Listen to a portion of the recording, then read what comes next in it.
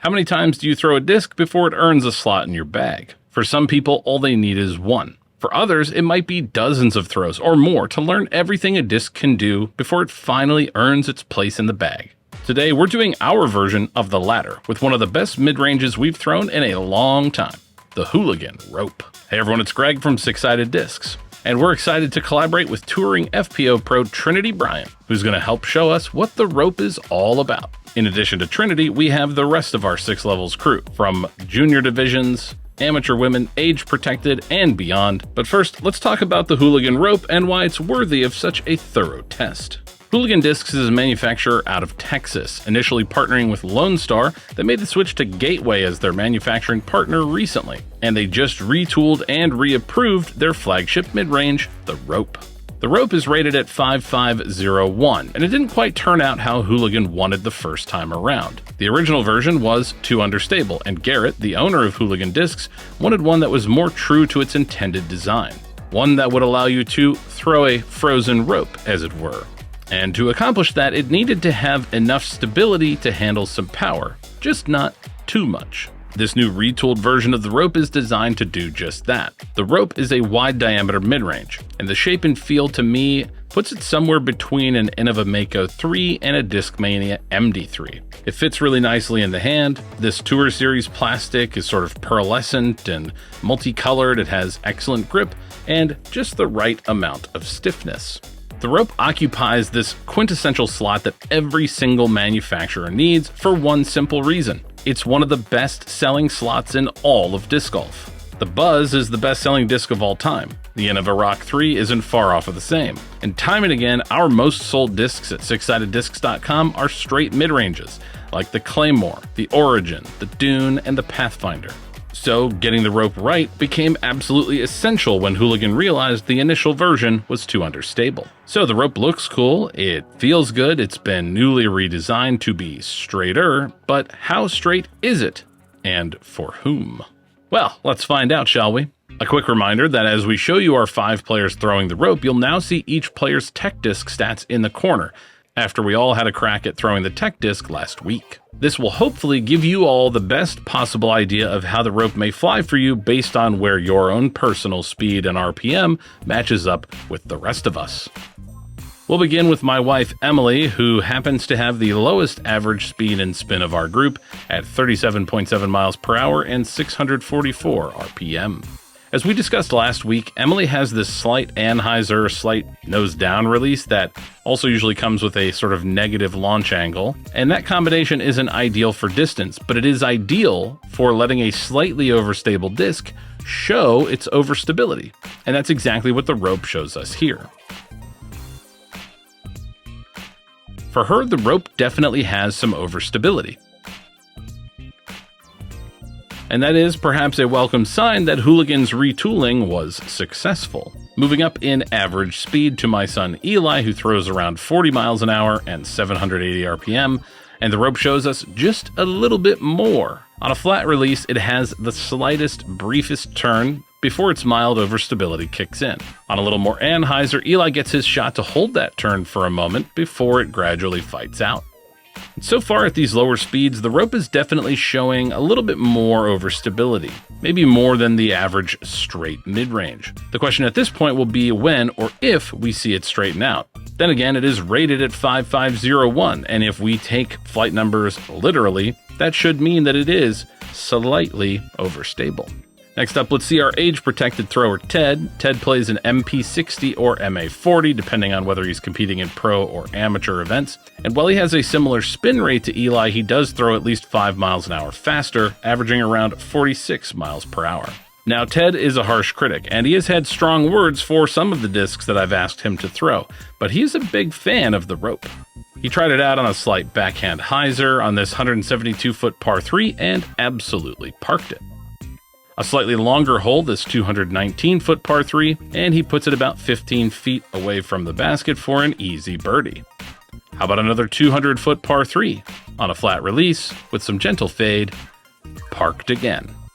As I said before, Ted was impressed. It was definitely still fairly overstable for him, but it's not crashing out, it's just getting a nice, consistent, smooth fade. Next up is my turn, and my tech disc numbers were kind of about what I expected. I knew I could hit just about 50 miles an hour, and I averaged 50.7, and my average RPMs were just under 1,000, which did surprise me, honestly, a little higher than I thought, at 982. So let's see, how does the rope fly for me? First, on a slight hyzer and definitely slightly nose up, I get a smooth stock hyzer shot that has some moderate fade. But on a lower flat angle, more what we're looking for, the rope turns slightly. But on this slightly uphill hold, I didn't really get a chance to fly. So now, on a slightly downhill hole, we can actually see how that might have panned out. On a similar flat to maybe slight anhyzer release, the rope peels off to the right, but was never in danger of overturning. Instead, it smoothly and slowly comes out to finish for close to 300 feet of mid-range distance. Even forcing it over on more of an anhyzer leaves it time to gently fight out to finish straight.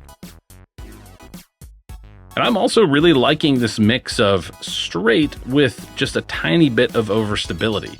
It makes the disc feel controllable and workable, and it's never in fear of turning over. Before we see Hooligan's Trinity Bryant throw her Tour Series rope, let's jump up in speed once more with Josh. Josh averages over 58 miles an hour on his backhand with a lot more spin, over 1,200 RPM. How will the rope handle that increase in speed and spin? Quite well, it seems. Josh's first shot here has a lot of hyzer, and the rope doesn't really even look like flipping to flat, never mind turning, just holding that angle. On a little less hyzer, it definitely holds straighter, but it's still showing it has plenty of integrity. And finally, on the tiniest of hyzer angles, Josh finally gets it to flip up to flat before the briefest of turns. And overall, I'm really impressed with the consistency of the rope. For all of us, it had that very reliable late fade, but also very workable. But now let's take a moment to hear from Trinity Bryant herself and how she likes to use the rope on the course. Hey y'all, I'm Trinity Bryant and I'm here to talk about the rope.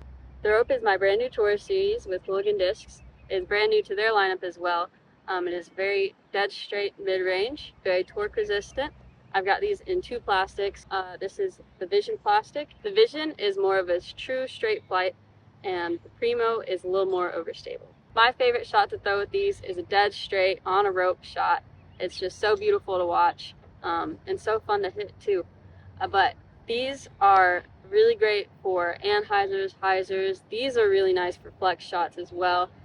They all hold up really nicely in the wind too, so don't have to worry about that. But now I'll show you guys. Dead straight on the rope, but also torque resistant? That sounds like a pretty nice combination.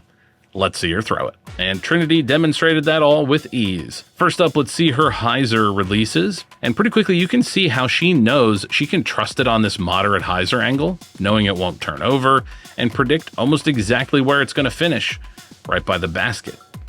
Once again, the big difference between us and the pros is that she can replicate this time and time again. Here's another slight hyzer release with the wind swirling in the background, and the rope is still comfortable, pushing straight before it kicks left. Now for some flat releases, and the first shot gets just this slight drift right before a gentle fade back. And then again, on the same windy day we saw a moment ago, it fights through the wind, still managing a really impressively straight shot, with very little movement left to right. And that's perfect for those tunnels and gaps that Trinity spoke about earlier. Lastly, on anhyzer, it shows that same smooth control for precision shot shaping.